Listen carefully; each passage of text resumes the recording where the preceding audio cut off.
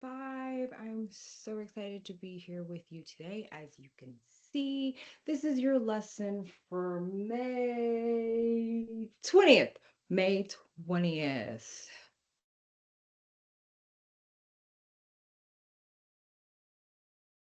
Okay, so your lesson for May 20th. As you can see, I am not there, but it's okay because no one. What the heck? Why?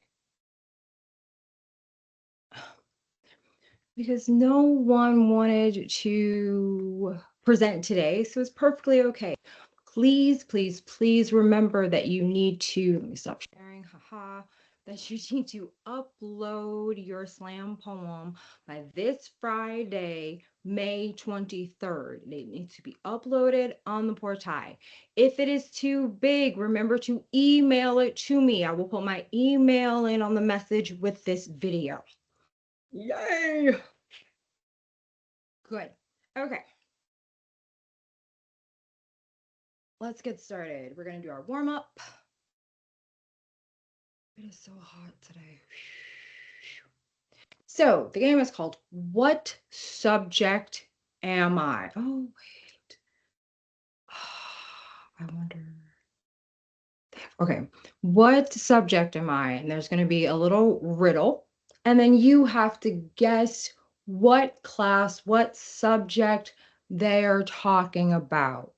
In this subject, we study robots and technology. Some of our private schools have this as programs. The one school I worked at had this as a program, and they went to the competitions every year. Yeah.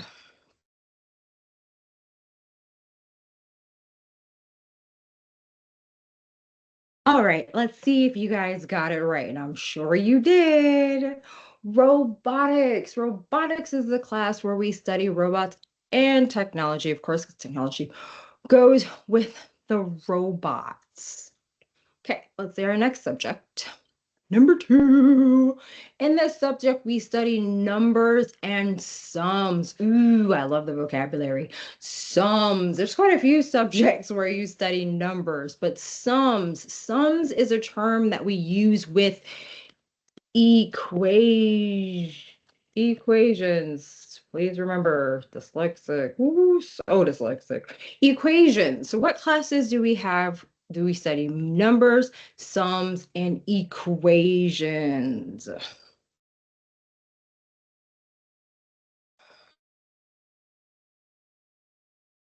I know you guys have guessed the right answer. Math class. But we also do it in biology, chemistry,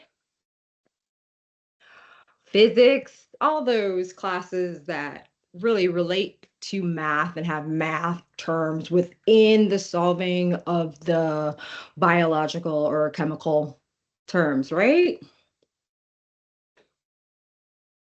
In what subject do we act out plays? So generally plays, but it also can be movies. Some people do movies. I know we do excerpts from movies, little monologues, so you can really give it your all. This was my study in high school. I went to a performing arts high school, which is kind of why I'm not in class today. Drama or theater. We also, because my program was called I had a theater program, remember? American spelling, Canadian spelling, they keep the French spelling. So theater class. In this subject, we study sports, do exercises, so we do lots of exercises, and play games. We study sports, do exercises, and play games. Remember, we had that lesson on pluralism. So because this did not have an S, this statement was not pluralized. The statement would be awkward and a non-native speaker would penalize you. So study sports, do exercises, and play games. We're keeping that plural. And yes, of course, you all got that right. Physical education or what we also call PE. Yes, here we go. Number 5. In this subject, we study about colors, painting, and drawing. Colors, painting, and drawing. We also now have what we call mixed media, where you can mix all those things together in different ways. And I believe here you choose between this and another class for your elective. So yes, art class. You are an art class. And with mixed media, we add into art class some technology. So when we have that, it's also spelled wrong again. Oh, still probably spelled wrong. Yeah, so when we add in technology such as making videos or podcast or vlogs, it is still art, but it's mixed media because we mix the arts together. Number 6, in this subject, we study animals and make experiments in the lab. Ooh, we study animals. So I kind of told you some of the already, But which one goes with animals? Goes with animals. We're talking about living creatures. What is the class for living creatures? Since you're not in university. Absolutely. Stop. Ha ha. That's so funny. Literally, that should be biology. Biology class is when we study living creatures. We study animals. Anatomy is when we study the living human body, like Grey's Anatomy. In this subject, we study the units of matter. The units of matter. Oof, that sounds big and advanced and fancy. Just in case you end up at Bishop and you need to know all these classes in English. Here we go. Chemistry, yes, because this is where we get all of our H2Os and all our formulas, and we're studying matter. What makes up the entire universe? We're 8. In this subject, we use white clothes and fight. This is very true because the clothing is always white. White clothes and we fight. Actually, we don't fight. We're actually taught self-defense. Because in this sport, in this class, you're not taught to fight. You're taught to defend yourself against someone else. And all of these judo and many of the other martial arts. So judo, taekwondo, it's really self-defense. In this school subject, we study about important people and events in the past. Important people and events in the past. I have a mosquito bite in a very inconvenient place. Right here, my nose. Of course, you got this one. Same in English and French. History class. History class is when we learn about past events and people who had something to do with those past events. I wouldn't always say important people. In this subject, we study our beautiful native language. As you will see when I push the button, this is not a teacher who is a native English speaker, so their beautiful native language is not going to be English. So what is will you study your beautiful native language? So here they study Portuguese, and you guys, it's French. What's your French class? That's your beautiful native language. 11. In this subject, we jump, should be on trampolines and use the hoop rings. Hoop rings is a hula hoop here, hula hoops here. Hoop rings. We jump on trampolines and use hoop rings.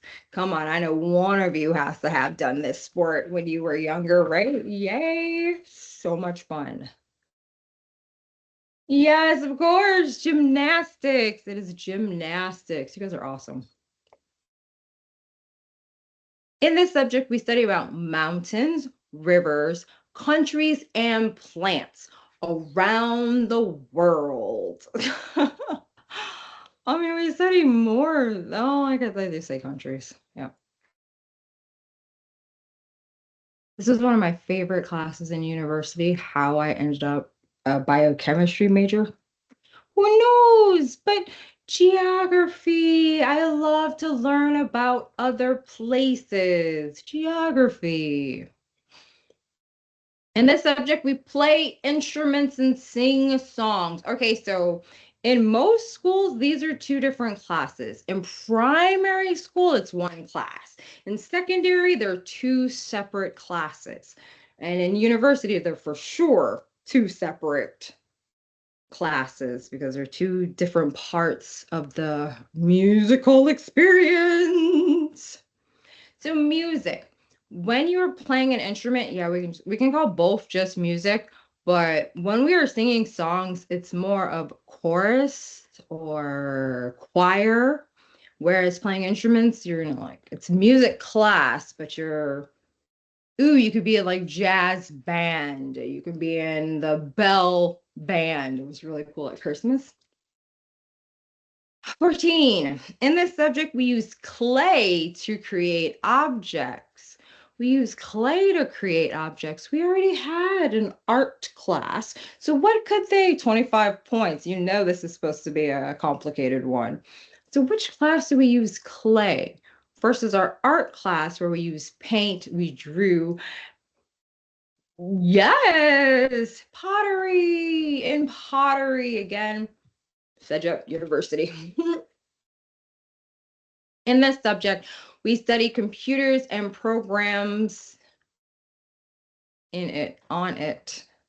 on the screen of the computer, programs on the computer. We study the computer and the programs. What they have, again, because this is not from Canada, what they have is going to be a little bit different from you, but they have the university in such a name of the program. So here, IT, information technology, IT. Last one. In this subject, we learn one of the languages spoken, one of the languages people speak in South Africa, one of the languages people speak in South Africa. If you've ever, I mean, there's lots of South African TV shows and movies on Netflix. I would suggest them, but English is one of the languages spoken in South Africa. And I guess as well as Portuguese and other languages, I do not know. American. Okay, excellent. So that is our warm up. So I need to backtrack a bit. Okay, there was a bit of a boo-boo stated last week. When I showed you the direct quote and I asked you what was wrong with it, other than the wordiness, I forgot that we do need the name of the author because we have the name of the book, Hector in the Search for Happiness. But when we're using a direct quote, because it's technically not Hector who acknowledges this, because our author, our narrator is third person. So it's never I. So it says, indeed, Hector could see that her watch, her belt. So we need to have the author's last name, the Lord, and then the page number. So last week I just told you the page number, but let's be real. You need the author's last name. We have to give credit where credit is due. Other than that, awesome job, you guys. I'm sure you're gonna do great. Okay, so as one of our English grammar reviews, which we'll really get into next week on the 27th, is active and passive voice. We haven't really looked at active and passive voice in quite a bit of time. We did those in September and October. So this is the starting point for today, especially when we can use both active and passive voices on the ministry exam, especially the enriched exam, to give your writing more variety. Remember your word count. Passive is a little bit longer because it has like that extra verb. Active is generally more direct, so you might not want to, we're gonna kind of want to reel in being super direct. Here we go.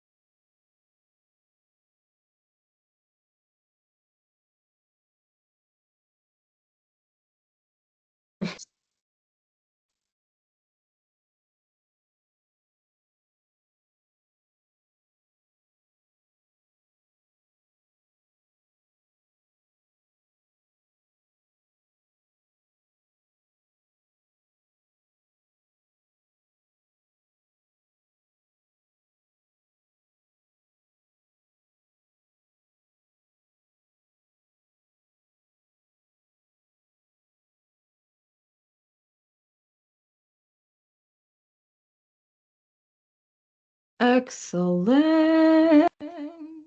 Now we will look at an activity. They will either ask you to go from the active voice and put it into the passive voice, or from the passive voice, put it back into the active voice, or they will show you a sentence and ask you to say if it's a passive sentence or if it's an active sentence. Here we go.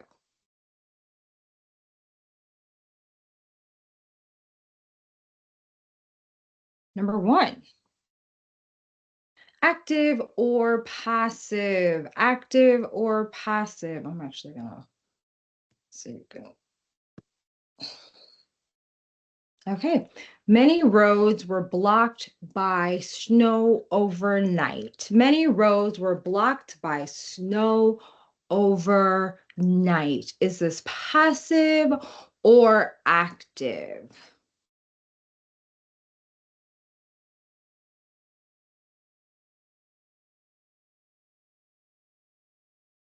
Here we have our doer at the end. Our doer is the snow, and the person and the thing that it's being done to are the roads. So this is passive voice. Many roads were blocked by the snow because the snow is the one blocking the roads. Passive. Excellent job, you guys. Number two, the beach was reopened after the storm passed. The beach was reopened after the storm passed. So here, who is the person who's getting something done to? It's the beach. The beach is the subject. And so we're seeing what happened. The council reopened the beach after the storm passed. Passive to active. There you go. We added in an agent because we really don't know who would open the beach after the storm passed. I would think it was the lifeguards and the committee at the beach, but they say the council. The council reopened the beach after the storm passed.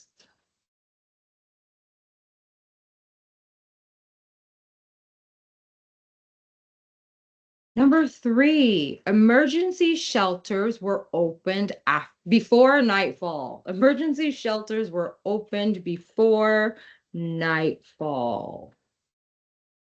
So changing this one again from passive to active. The emergency shelters are being acted upon. Again, who? Who? Let's say the emergency rescue team. Oh, authorities. Emergency rescue, police, firefighters opened emergency shelters before nightfall. Opened emergency shelters before nightfall because they were opened. Number four, the trip was delayed due to bad weather. Again, passive to active. The trip was delayed due to bad weather. So the trip again is the person being acted upon. So again, you guys can make up your own subject. Let's see what they say.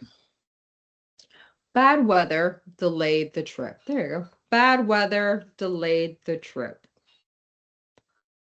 I'm so Passive to active again. Food supplies were shared with families after the disaster. Food supplies were shared with families after the disaster. Again, are acted upon agents are the food supplies. They were shared. How do we change this to active? Switcheroo, do the old swoopity doopity roo. Volunteers shared food supplies with families after disaster. The police department, the municipality, whomever shared food were shared. 6, passive or active? Which one is this? The students finished the task very quickly. The students finished the task very quickly. So who is doing the action? The students. And that is first. What are they doing? Who is being acted upon? The task. So we know that this is an active voice sentence. Number 7, passive or active. The bridge was damaged during the storm. The bridge was damaged during the storm. Who is being acted upon here? It's the bridge. But who did it to the bridge? The storm did. So it was damaged. So this is passive. The storm damaged the bridge. Active or passive, the storm destroyed crops across the region. The storm destroyed crops around the region. Who is doing the action? The storm. What is being acted upon? The crops. One verb really tells us it is active, because passive, we have to have our to be verb plus the ending with the correct conjugation. Active or passive, the teacher collected the books after class. The teacher collected the books after class. Okay, who's doing the action? Who is the doer? The teacher. What is the teacher doing?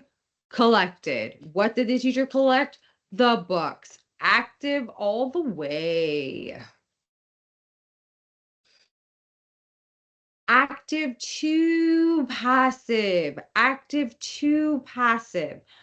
The caregiver locked the gates after school hours. The caregiver locked the gates after school hours.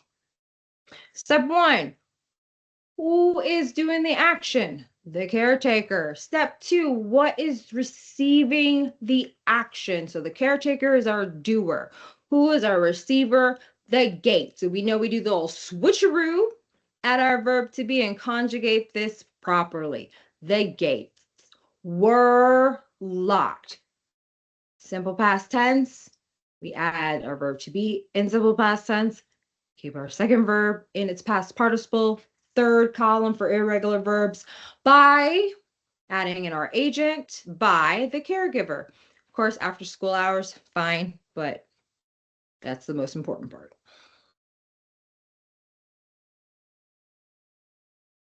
Passive or active. Several classrooms were closed after the fire. Several classrooms were closed after the fire. Our verb, were closed. So what were closed? So our receivers were several classrooms. And who is our doer? The fire. So this is passive voice. Passive voice. Active or passive? Strong winds knocked over trees near the school. Strong winds knocked over trees near the school. So where's our verb? Knocked over. Verb, phrasal verb, our verb with the preposition knocked over. What was knocked over? Trees. Who knocked the trees over? Strong wind. So we know active, active, active. 13, heavy rain caused flooding in the area. Heavy rain caused flooding in the area. Verb, caused. What caused flooding? Caused flooding. The heavy rain. So we know active. Woof, there's been a lot of actives in a row now. They need to switch it up. Homes were rebuilt after the earthquake. There we go. Homes were rebuilt after the earthquake. Where do we go? We go to our verbs. Were rebuilt. What were rebuilt? Homes. Who were they rebuilt by? The municipality, the mayor, the volunteers. So again, this one is passive because the receiver is first. Active to passive. The storm cut off electricity in several villages. So who is the receiver? The electricity. Who is the doer, the giver? The storm. Let's do our switcheroo and change our verb the correct way. Electricity was cut off by our acting agent, the storm, in several villages. Excellent job. Passive to active this time. Many animals were rescued during the storm. Our animals are receivers. Who are our active people? Again, we can you choose. What are they gonna say? Rescue teams rescued many animals during the flood. Rescue teams rescued many animals during the flood. Could we not? Passive to active. The forest was protected by park rangers all year. The forest was protected by park rangers all year. So the forest is who's receiving, the forest is receiving protection or was protected by the park rangers. We do our old switcheroo and change our verb. Park rangers protected the forest all year. Park rangers. 18. Active to passive again. The school organized a drill before the storm arrived. The school organized a drill. So we have our verb, organize. What is being organized? A drill. Who is it being organized? By the school administration. Do your old flip it a switcheroo. And we start with a drill. Was organized by the school. Oops. By the school before the storm arrived. Is this passive or active? Emergency warnings were announced on the radio. Emergency warnings were announced on the radio.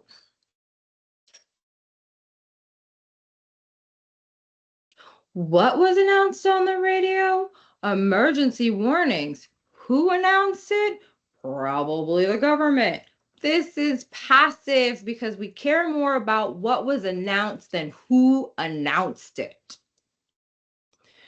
20. Passive to active to passive. Wildfires destroy the farmland during the summer. Wildfires destroyed the farmland during the summer. What was destroyed? The farmland. What destroyed it? Wildfires. Do your old swippity-doo. Change our verb. Past tense passive. Farmland was destroyed by wildfires during the summer. And our last one, active to passive voice again. Yay! Volunteers cleaned the beach after the typhoon. Volunteers cleaned the beach after the typhoon. What was cleaned? The beach. Who did the cleaning? The volunteers. What is our verb? Clean. We do our switcheroo. We have the beach was cleaned by volunteers after the typhoon. Boom, boom, boom. Look how smart you guys are. I hope you remembered. Excellent, excellent job, because that is definitely a sentence type that could be used in your opinion papers, on your opinion papers. Yeah, stuck in my brain there for a second. Okay. We are, where's our time? We are a little bit early for a break, but that is okay.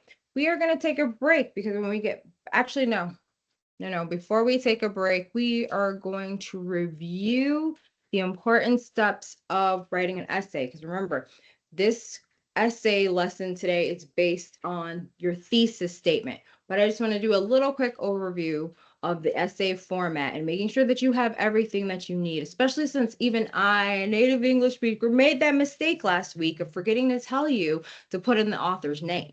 So we're going to look at a video. 3 steps, where are we? 5 rules for answering essay questions on exams, because that is exactly what you're going to do. You're answering an essay question on your ministry exam. Here we go.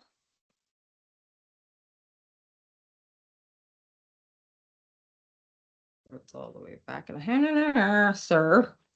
Okay. Ask you what your least favorite type of test question is. I'm pretty sure I could guess it before you gave me your answer, because it is clearly the essay question. Other types of questions are easy, right? Multiple choice, more like multiple guess. True, false, 50-50, I'll take it. But with an essay, there's no guessing. Everything that's going to be on that piece of paper has to come out of your head. And that can be intimidating. But if you look at it from a different perspective, it's also an opportunity. Essay questions put you 100% in control. Rather than having to pick from questions that were written for you, you have the opportunity to demonstrate exactly how well you understand the question and the material that it was based on. And assuming you actually did study and you do understand the material, the 5 rules we're going to go over in today's video will show you how you can most effectively communicate that understanding in your next essay question. When you're faced with an essay question on a test, you're almost always working under a pretty stressful time limit, and it can often feel like the best way to tackle that is to start writing immediately. But before you do, remember, a good essay is one that communicates your thoughts in an organized way. And if it's not organized, it's not going to be effective and it's not going to get you a good grade. Without a good plan to guide you, it can be really easy to misinterpret or even outright miss important points that the prompt wants you to cover. So before you start writing your essay, use a piece of scratch paper to plan it out in advance. First, read the prompt carefully and make sure you understand exactly what it's asking for. And if it's a long prompt, it might actually be useful to highlight the important points in that prompt or to create a checklist so you know that you're going to cover everything within it. Next, you want to create a rough outline of the essay, and I recommend going through a 2-stage outlining process. In the first stage, you just want to create a bullet list of everything that comes to mind related to the prompt. This is essentially a brainstorming phase, so at this point, don't worry about the order of the points that you're writing out, because it's all about just getting things out of your head and onto the paper and ensuring that they cover what's being asked for in the prompt. Once you've got that done, then it's time to move on to stage 2. And at this point, you're creating a more organized, ordered list of points that represents the flow of your essay. When you have that in hand, you'll find that writing the actual essay itself is much easier. All right, let's talk about essay formats. Now, there are plenty of creative ways to structure your writing, as I'm sure you'll probably know if you've ever seen Memento or read House of Leaves. But when you're dealing with an essay on a test, it's often best to stick with a simple, time-tested format, both to compensate for your own limited time and as a courtesy to your teacher. As the author Walter Pock once wrote, instructors don't have time to treat each essay as a puzzle in need of a solution. Take the guesswork out of your essay. A good default format that does this is the 5-paragraph essay, which consists of an introductory paragraph, 3 body paragraphs, though you can use more if you need to, and finally a conclusion. Within this structure, there are several different methods that you can use to organize your points. The most popular is probably the decreasing importance pattern, in which your first body paragraph contains your strongest argument, and the last one covers the weakest or least consequential. However, this pattern isn't always the right one to use. For example, if you've been asked to summarize an event, then it's probably best to go in chronological order. And likewise, if you've been asked to write the word potatoes 600 times, then you should probably do that. In short, use the prompt as a guide for choosing the pattern that you're going to use. Now, going back to that idea of taking the guesswork out of the essay, let's talk about the introduction. In most contexts, an essay has to earn its audience. That's why it's usually a good idea to start with a hook, something designed to grab the reader's attention and draw them in. You might use a quote or an interesting statistic, or sometimes even a story. But when you're answering an essay question on a test, you've got a guaranteed audience, namely your teacher. And when you're writing for an audience that you know, you can write with their needs in mind. So the question is, what are your teacher's needs? Well, number one, your teacher is looking to get through your essay as quickly as possible because he's got dozens of others to grade. And number two, he's looking for a solid understanding of all the points that were asked for in the prompt. And here's the thing. A clever introduction doesn't really serve either of those two purposes, and it also wastes your precious time during the test. So unless you think it's absolutely necessary, I say just jump right into the thesis statement instead. Now, when you write that thesis statement, there is one big thing that you need to make sure you avoid, and that is blatantly restating the prompt. What do I mean by that? Well, say you're faced with a prompt like this. Explain the tactics used by Genghis Khan against the Khwarezmian Shah's armies that allowed for his victory in 1221. With a prompt like this, your teacher is almost guaranteed to get a ton of essays from your classmates that all start virtually the same way. The tactics used by Genghis Khan against the Khwarezmian Shah included utilizing superior speed, etc., etc., etc. You get the point. This is boring, lazy writing. It literally grabs a phrase from the prompt and restates it verbatim, and you're better than that. So let's consider an improved way to do it. Genghis Khan's swift conquest of the Khwarezmian Empire in 1221 hinged on the use of several innovative tactics, chief among them being the constant utilization of superior speed and maneuverability. The Khan also subverted the Khwarezmian Shah's expectations by sending a force across the dangerous Tian Shan mountain range in order to attack from a different angle, and dedicated another force solely to the task of hunting down the Shah himself, forcing the Shah to continually flee and diminishing his ability to effectively command his forces. These tactics, in conjunction with a numerically greater force, allowed for a decisive Mongol victory that led directly to the destruction of the entire Khwarezmian Empire. This is the kind of introduction that covers what the prompt was asking for, but does so in a much more interesting way that demonstrates your ability to think and write independently. Speaking of writing and thinking independently, I love what the Harvard Writing Center has to say about the conclusion to your essay. So much is at stake in writing a conclusion. This is, after all, your last chance to persuade your readers to your point of view, to impress yourself upon them as a writer and thinker. With that being said, want a way to leave a really weak impression with your reader? Well, if you do, and you're in the market for sabotaging all of your hard work, then just do what all of the other study skills books and websites that I came across seem to be recommending. Just blindly restate your points in the conclusion, summarize them, and call it a day. I'm kidding, don't do that. Instead, synthesize. Find a way to tie everything together. Here's how I might end that essay about the Mongol tactics. As countless military conflicts throughout history have demonstrated, numerical superiority is not always a perfect predictor of victory. Hannibal's victory over the Romans at the Battle of Cannae is a perfect example. However, Genghis Khan's use of speed, surprise, and unrelenting aggression towards the Shah gave his forces an unbeatable edge. The Khwarezmian Empire, with its more settled ways and reliance on fortifications, was unable to adapt. All right, so let's quickly recap. To make sure that you write the best essay possible on your next test, first start with an outline. Get really familiar with the prompt, know exactly what it's asking for, and then use that two-stage outlining process to create a plan so you know that you're going to hit every single point. Next, follow a standard essay format, like the 5-paragraph essay. Don't make your teacher work more than they have to. Third, get right to the point. Don't waste time on a clever introduction. Fourth, don't restate the prompt in your introduction. Instead, write an interesting thesis statement that covers the prompt, but in your own words. I cannot stress this point enough. I say it all the time. Do not restate the question. Do not restate the question. In your introduction. Instead, write an interesting thesis statement that covers the prompt, but in your own words. And finally, ensure your conclusion synthesizes everything you've written. Avoid simply summarizing your points, especially since your essay is probably a short one. Now, in addition to keeping these points in mind, always seek to ensure that your essays are logical and thorough, but that they are also concise and don't waste words. As the author William Strunk wrote in The Elements of Style, vigorous writing is concise. This requires not that the writer make all his sentences short, or that he avoid detail and treat his subjects only in outline, but that every word tell. Now, when it comes to doing well on tests, whether they're full of essays or other challenges, one of the best tools in your arsenal is your ability to think critically and to analyze the problems facing you from all sides. And if you're looking for a great way to improve those abilities, you should check out Brilliant. Brilliant's library of courses helps you become a better thinker and develop your intuition. Done. We don't need product placement. Thank you. Thank you. We just need to pass our ministry exam and you're gonna do it. Okay. It is time for a break. So let me get to the timer and then you can take your break. When we come back from the break, you will be we will be working on the thesis statement, which is the last very important piece of the recipe to your successful opinion paper, successful ministry exam paper, especially those of you doing the enriched exam. Okay, enjoy your break.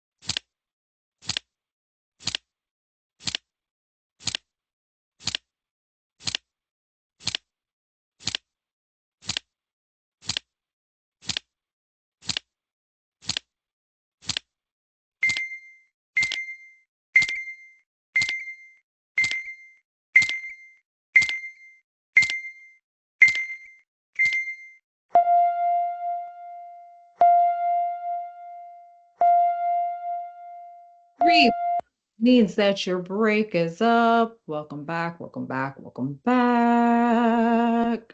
Okay, now we are going to get started on our thesis statement practice. Remember, your thesis statement is so important because it sets the framework for your entire essay. If your thesis statement is done incorrectly, your essay will be confusing and harder to follow for your reader. Okay, so we're going to look at two different ways of, well, not different ways of doing a thesis statement, two different ways of coming at deciding on how you're going to do your thesis statement, two frames of thought. There you go. So let's look at the first.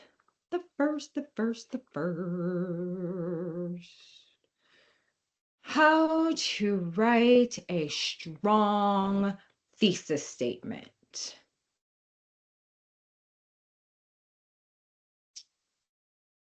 Struggling with writing a thesis statement? Don't frown. Hey there, are you struggling with writing a thesis statement? Don't frown. Scribber to the rescue. Hi, I'm Jessica from Scribber, here to help you achieve your academic goals. Are you ready to get things done? I'll show you how to write an awesome thesis statement in 3 steps. It's good to first point out what a thesis statement does. It sums up the main point of your paper, just 1 or 2 sentences long, and usually appears at the end of your introduction. Once you've established a thesis statement, you can keep it in mind throughout the whole writing process and say goodbye to going off topic. Sounds good? Now, you only need 3 simple ingredients to cook up a great thesis statement. You need to mention the main topic of your paper. Take a position and state your argument, and summarize the evidence you'll use to support your argument. Here we go! 3 steps to write a thesis statement. Step 1. We need to come up with a research question. So a research question would be, what were the main factors that led to the result of the 2016 Brexit referendum? If you want to know how to formulate a strong research question, I have a video on that as well. Step 2.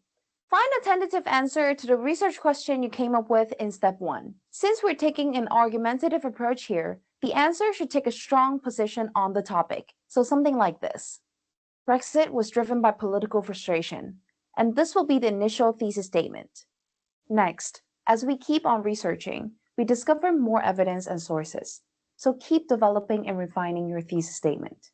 The final thesis statement should be elaborate and also summarizes the overall argument. The Brexit referendum result was driven by working class frustration with the political elite, caused by austerity policies that have eroded public services and fragmented communities. The referendum offered an alternative to the status quo. Let's examine how strong our thesis statement is.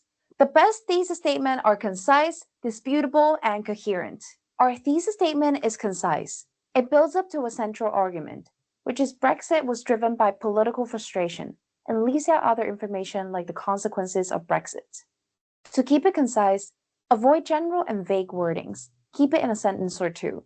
It's also disputable. The thesis statement took a position that some might argue the other way around. It's not a simple fact the readers will easily accept, as it requires further evidence and persuasion which encourages readers to keep reading. Our thesis statement is coherent as well. The 3 parts of a thesis statement, topic, position, and evidence, were all well connected and presented in a logical manner. Depending on the aim of your paper, there are different types of thesis statement you can choose from. The first type is argumentative, which is the example we used earlier. An argumentative thesis statement should take a clear position, since the goal is to persuade your reader of a claim. If you want to analyze, interpret, or evaluate different aspects of a topic, then your thesis statement should map out the key points of your analysis and briefly introduce the conclusions you will draw from it. For example, the history of the UK's relationship to the EU is complicated. From the beginning, Britain has been reluctant to fully integrate into Europe, both economically and culturally. But the politics of EU membership has changed throughout the past 50 years. Of course, your paper could also aim to explain and discuss the facts of a topic. In this case, your thesis statement should summarize all the main points you will cover. Polling and surveys shed light on the demographics of the Brexit vote, which can be broken down in terms of age, ethnicity, region, and educational level. After going through this video, you should be able to come up with a strong thesis statement for your paper now. Don't forget to subscribe and give this video a like. If you have any question, ask away in the comments below and I will reply. See you in our next video. Okay, so that was one way. So we know that we need to follow our steps, making sure that you're very analytical. Do you see 1, 2, 3, 4 different Okay, so it's 3 types. Stop there. There we go. Now we're going to look at 3 steps. So these are this is another way of creating your thesis statement, and she really goes into the details of the 3 steps and why they're so important, and really quickly gives us 3 things that we need to always look for when we're writing a thesis statement. Those 3 steps are essential to writing a comprehensive and correct thesis statement. So 3 steps to writing a strong thesis statement, not just a thesis statement. Remember, we want it strong, because for core, that is about 5% of your grade. For enriched, it's a really nice amount of your grade as well. So 3-step method for creating a strong thesis.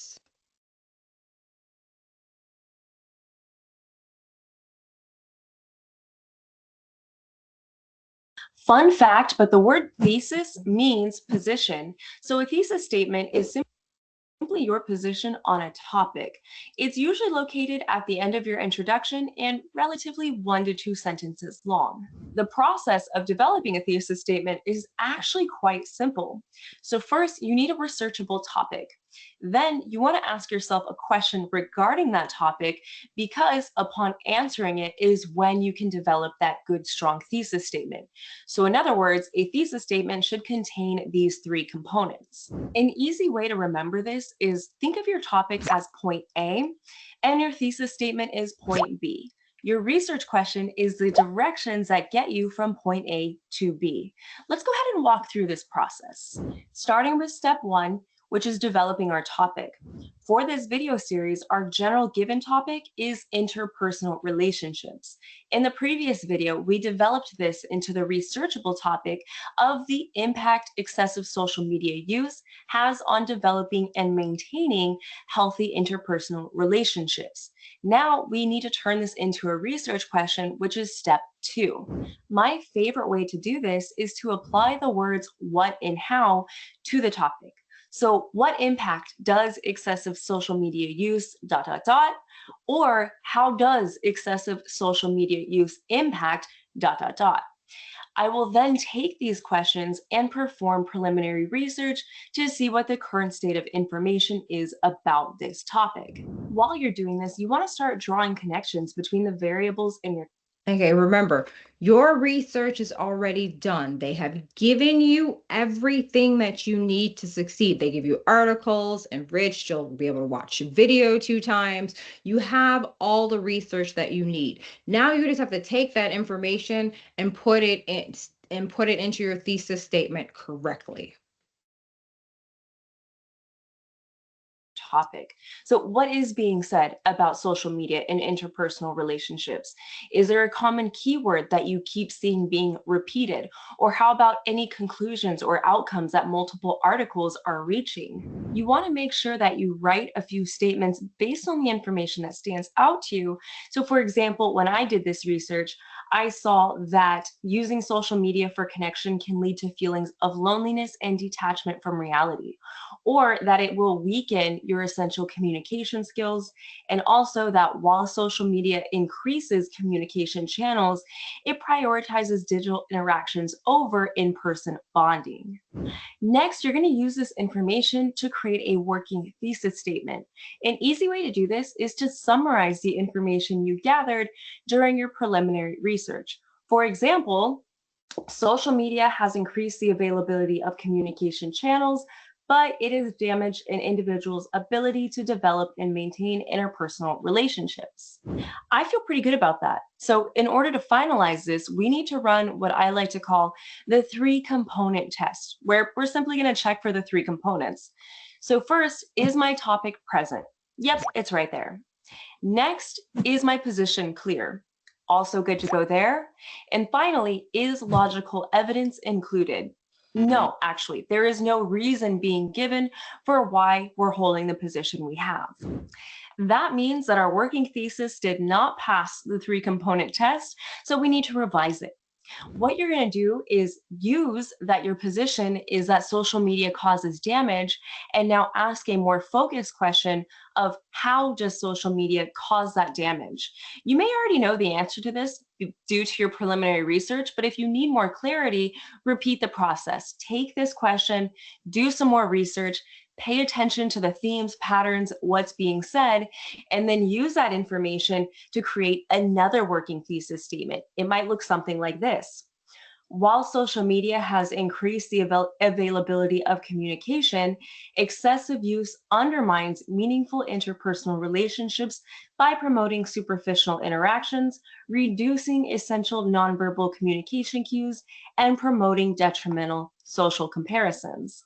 Now our evidence is present because it includes a brief overview of the 3 key reasons that support our position. So our working thesis is now a finalized thesis statement, meaning we can move on to the next step in the essay writing process, which is to create a structure for our essay, which is exactly what I do in this video next. Okay, so go. Just want to go to the 3 words that we need to make sure. Oh, okay. Okay. Okay. So an easy way to remember this is think of your topics as point A and your thesis statement is point B. Your research question is the directions that get you from point A to B. Let's go ahead and walk through this process. Starting with step 1.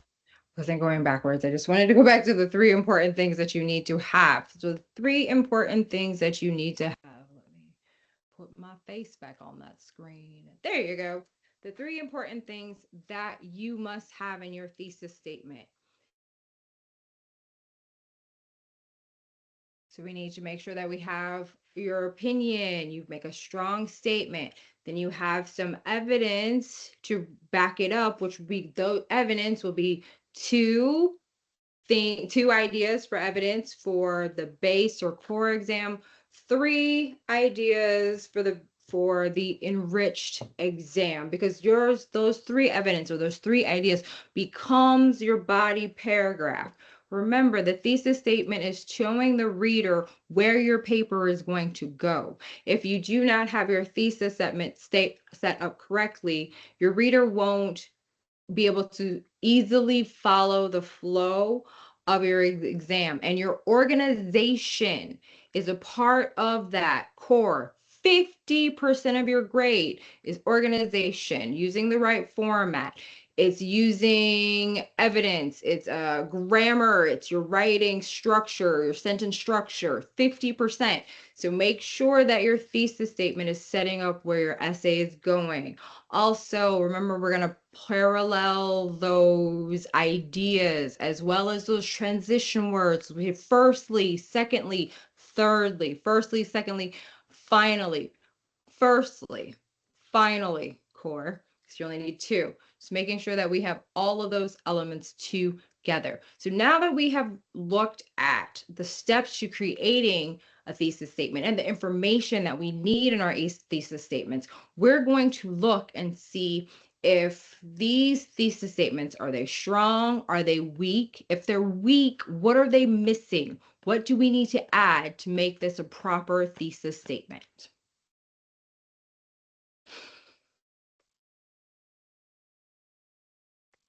There it is.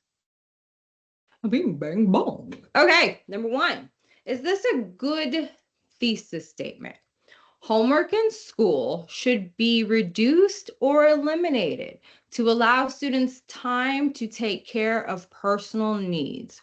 Homework in school should be reduced or eliminated to allow students time to take care of personal needs. Is this a complete thesis statement? Does it go through our 3 steps? Does it have a strong statement? Does it have evidence? Do we know where we are going with this?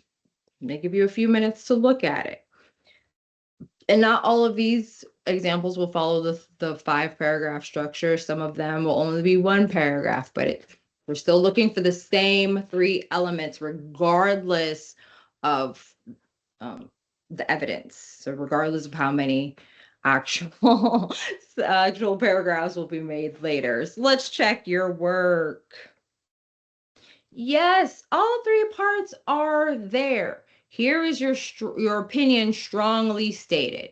Homework should be. Should be is an excellent opinion paper word, because remember, with our modals, should means the best thing to do. So when we are giving our opinion and we're really trying to persuade someone to agree with our opinion, should is a great verb. Should be reduced or eliminated. And why? So our evidence, why, our body paragraphs, to allow students to take time for personal needs. So this is just going to be 1 paragraph essay, but it's okay. All of our elements are there. Number 2. The minimum wage should not be raised because teens do not need the money. The minimum wage should not be raised because teens do not need the money.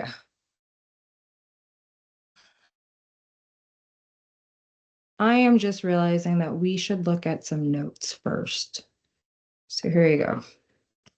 We went through, and again, okay, remember, so our points, we need our main points. We have to have an arguable assertion, meaning that someone can take the counter to you.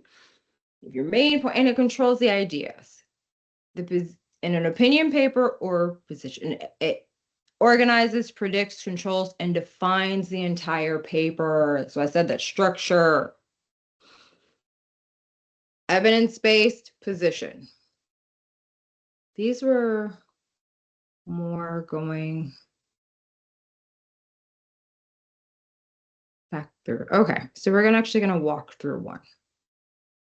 Understand your topic. Again, like I said, you've already have your question because your ministry exam is already prepared and everything is made for you to give you the best advantage that you have. So they give you your question. Now, do you understand your question? Do you understand the topic? Do you understand what they're asking you to do? So if we say it's 2026, are public libraries still necessary? So we have to think about our pre-knowledge. What do you already know about the public library system? So we know that public library is a place to borrow all sorts of media. So not just books, they have CDs, DVDs, they have been around for a very long time. The unhoused can use free Wi-Fi, and most libraries do something in the community like baby circle time or teaching people how to use the internet.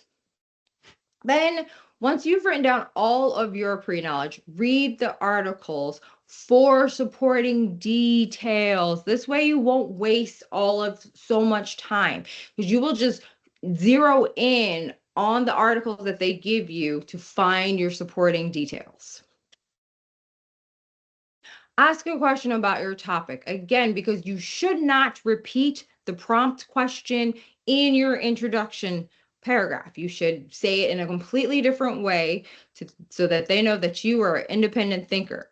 So is there a question that you can ask yourself about the topic?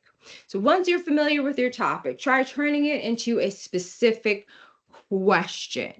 A weak question, what are public libraries? That's too basic and it won't lead to an argument. No one's going to argue against you because all you're asking for is a definition.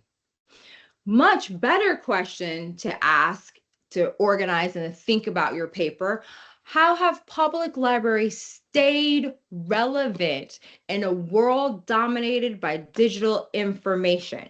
So how does public libraries are still open? How did they stick around? Now we can start to take our pre-information, our research information, and so we're going to focus on how they stayed relevant. Answer the question with your main point. Answer the question you created. This answer is the main message of your essays. So the point we want to make is public libraries are still useful. Why are they still useful? How are they still useful? Where are your body paragraphs coming from by just saying that public libraries are still useful? Strong is public libraries remain relevant in the digital age by first body paragraph, offering access to technology, second body paragraph, community programs, third body paragraphs. Some places have a digital literacy training. All of these three things were found in the articles. By me scanning the articles, I wanted to find why public libraries remain relevant. Add reasons that support your point. So we're going to add a little evidence from our articles because, again, we want to save our best information or our best evidence for our body paragraphs. Right now, we're just hinting at what the paper is going to show you. A good thesis does not only state your claim or your opinion, it also gives a little glimpse into the reason for your belief. Offer up 2 to 3 reasons that answer or explain your main idea. Reasons will be the main points of your body paragraph. So again, let's look at that weak and look at that strong. Weak. Libraries are important. They help people. They are important, yes, and they help people. But why are they important? How do they help people? So again, it's too little information. You need to go one more step further. Where are body paragraphs? Strong thesis statement. Public libraries remain essential in today's digital world because they provide internet access. Number one, first paragraph. Second paragraph, host free educational events. Number three, teach digital skills to underserved communities. So now we have the 3 reasons why public libraries are essential. Even though we can find everything on the internet, you can't find a community and how your community works and how it helps you on the internet. Especially if you don't have the internet, right? It provides free Wi-Fi. Things to avoid. The fact thesis is too obvious, just like we said. The thesis cannot be a universal accepted fact. It must be debatable. Again, you're giving your opinion. And most of the time, some of the times, yes, our opinions are based on facts. But an opinion does not have to be based on a fact. So do not use a fact as your sole part of your thesis statement. So again, a bad example, pollution is bad for the environment. Yes, we know that. No one is going to disagree with you. But what is something that we can have an opinion on or we can disagree with you on? A good statement. Americans' anti-pollution efforts should, again, magic verb there, focus on privately owned cars. So there you go. You can refute that. It's like, oh, why should they focus on privately owned cars when it's the public transportations, buses and airplanes and things that are causing the pollution? Can be argued. The announcement thesis, process, not claim. Avoid telling a reader what you are going to do. Just do it. I cannot stress this enough. I've written this so many times this year. It's like repeating the question again. Do not repeat the question. Answer the question. So bad. in this paper, I will show you why advertising work. No, no, no, just show me how it does. I'm going to explain. No, no, just explain it. Good. Advertisement manipulates their audience by playing on their insecurities. Now that can be argued because I can go, oh, no, they don't use manipulation against them because of their insecurities. They use flashy gimmicks and giveaways. Again, can be argued on both sides. The broad or the vague thesis, too general. Grade 12 papers need a narrow focus topic, avoiding sweeping statement. I know that says grade 12. What it means is the ministry exam. The rest of Canada were 12, and the United States were grade 12, but here we go. So this is too broad. Drug use is detrimental to society. Too many questions left open. Which drugs? What part of society? Yes, of course, we'll think that all of society, but is that true? It's too broad. It's too vague. Illegal drugs. Because again, which drugs? Our biggest illegal drugs use is determined because it encourages gang violence. So now we know we're talking about illegal drugs, and the bad thing that it does on society is encourage gang violence. So we know where the paper is going. We're talking about illegal drugs. We said our arguable position, and we're going to really focus on gang violence. Number 4, the list of topic thesis, no focus. Your thesis should connect your points to one cohesive argument, not just list them. Bad example. Social media is bad because it causes depression, wastes time, and reduces focus.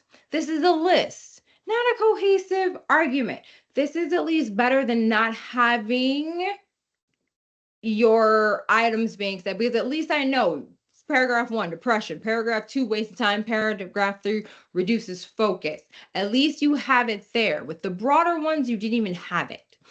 So, but a better one would be social media reduces school focus in teens because it steals study time and breaks attention. You literally said the same thing, but you said it in a more academic, intellectual way, a way that will guide the readers. For 5, using first person or hedging language. Remember, yes, it is your opinion, and yes, you're going to give your opinion, but again, it's just like saying, announcement, this is what I'm going to do. We do not need to use first person. Avoid phrases like, I believe, in my opinion, even though it is your opinion. We know it's your opinion. The reader knows it's your opinion. The reader has been trained to understand how to read an opinion paper. So you do not need to say, in my opinion. Just give me your opinion as a bold statement. So our bad example, I think that school uniforms should not, good verb though, should not be required because they are expensive. Better, mandatory school uniforms, because we're not saying uniforms, because if you want to go and wear a school uniform, you can go and wear a school uniform all you want to, as long as it's within the dress code of your school, correct? No, we're talking about mandatory school uniforms, meaning that every single student is required to wear it.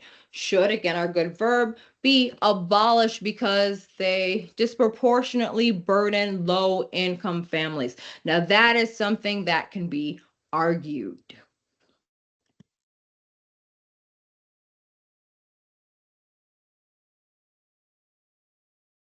So, here's another example. Here's our prompt question.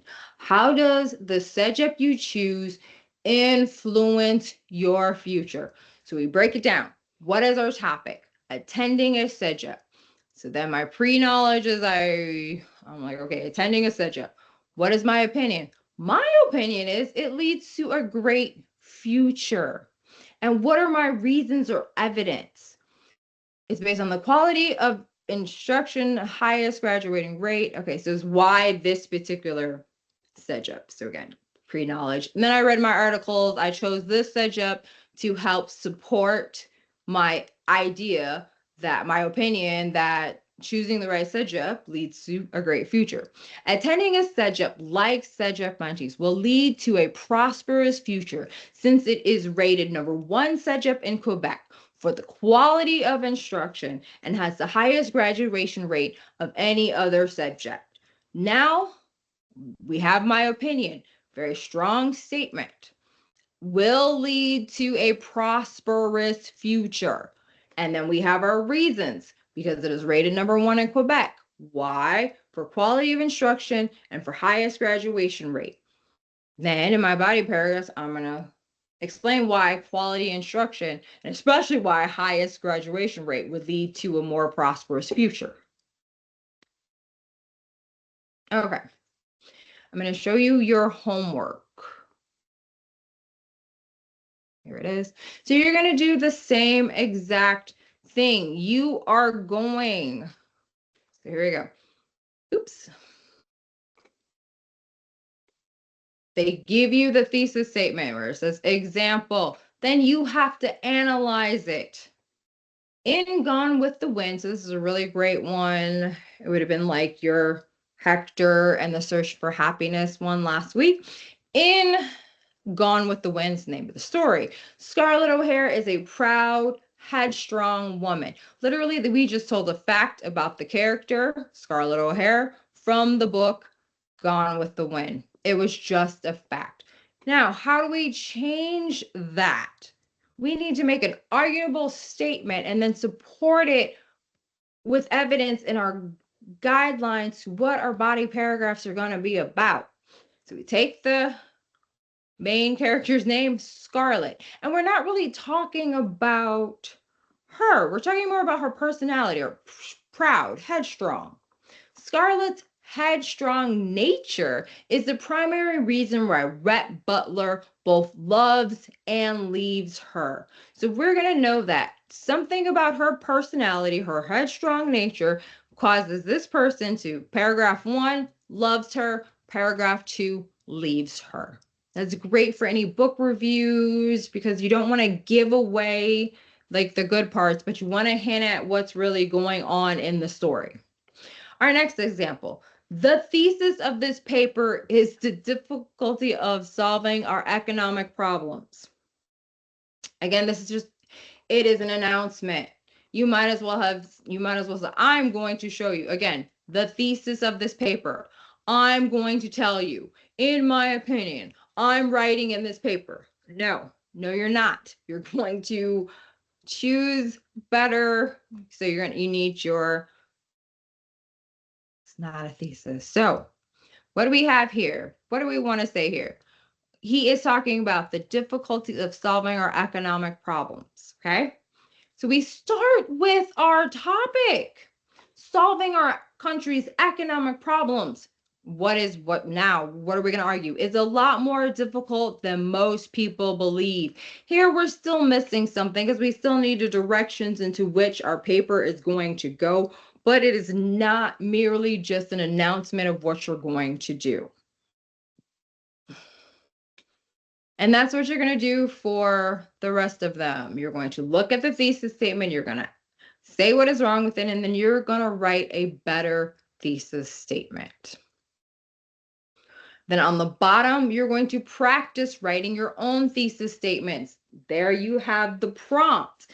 Then you will have to go through the steps to achieve a proper, strong thesis statement. All of the topics, all of the prompts are things that are easily pre-knowledge. You do not need to do any research just to write your thesis statement. What pre-knowledge do you already have?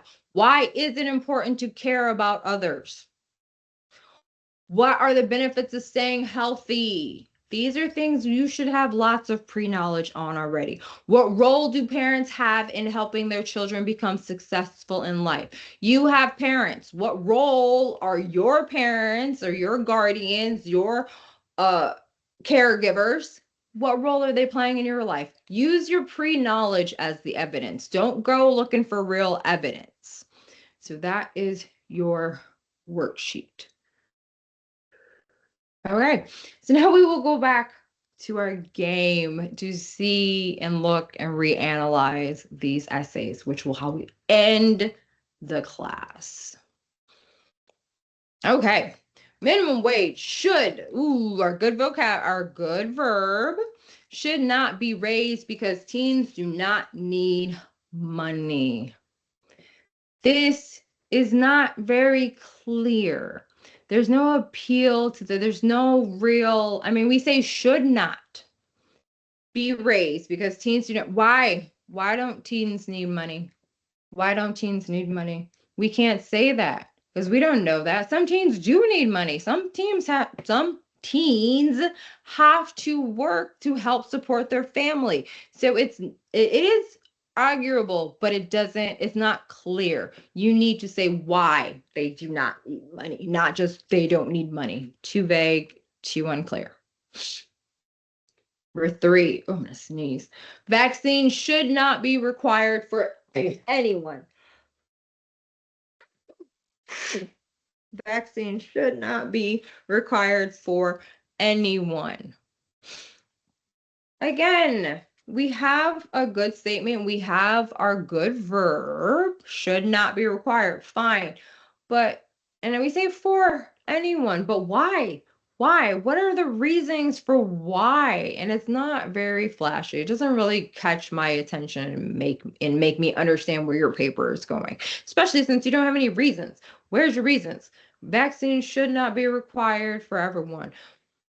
Due to the fact that vaccines tend to have bad side effects, they're not available universally. Why? What are your reasonings? 4, energy drinks sales should be banned for teens in order to keep kids safe. So we have our very good verbs. Energy drinks should be banned. Strong statement. For teens. So we know who we're banning them against in order to keep kids safe. Again, it does, but here is still a little bit too vague. How do we keep kids safe from energy drinks? Like, what is that? What do they need to be kept safe from? What is bad? What is wrong with energy drinks? So we just need a little bit more information, but it has our appeal, it has our reasons. Our reason in this case. Most of them are just one on this one. Vaccines should be carefully chosen and monitored closely to keep people safe and healthy. So yes, we have our great arguable. Vaccines should be carefully chosen and monitored closely. Why? To keep people safe and healthy. It has all of our parts. Energy drinks. Back to energy drinks.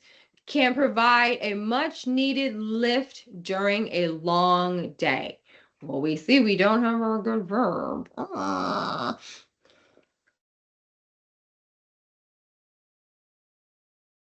Here, we're just saying a simple fact. The energy drinks, they're created to give you energy and need a lift during the day. It's just a fact. So we can use that fact in our thesis, but what are we trying to say in our thesis? Number 7. The minimum wage should be raised for all adult workers to ensure a living wage for all families. For all families. There's something else wrong with this one too, so I'm going to say that too because we did talk about wordiness and redundancy. Remember, we don't need all the words in here, but let's go. It does have all the parts. Again, we have our great verb with our strong opinion. We have who we're talking about and then why we're talking about it. It will ensure a living wage for all families. To ensure a living wage. I just wouldn't repeat wage, but correctly you should, but it just feels like there could be to ensure a comfortable life, comfortable living situation for all families, just to not have to constantly repeat wage, wage, wage, right? No redundancy, crossing stuff out, changing our words, vocabulary, vocabulary, vocabulary. And our last one, homework in schools should be reduced or eliminated. Homework in school should be reduced or eliminated. Just another fact. We're saying, we're giving our opinion, our strong opinion. Homework in school should be reduced or eliminated. Why?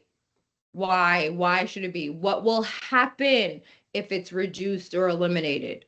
Why should it be reduced or eliminated? We're not really, it's again, not very clear, not leading the reader to what you're going to be talking about. We only understand that you do not want homework for some reason. Why? Why should it be reduced and eliminated? Add on to this. All right. So again, your homework. Oops. Your homework is this worksheet. Correct the thesis statements, as well as remember your slam poem is due on the portal by Friday, May 23rd. Friday, May 23rd. Again, if it is too big, you can email it to me. Other than that, have an excellent week. Good job, you guys. You guys are so smart. So smart. Wish I were there. Wish I could see you. But you guys are awesome. You're going to do great.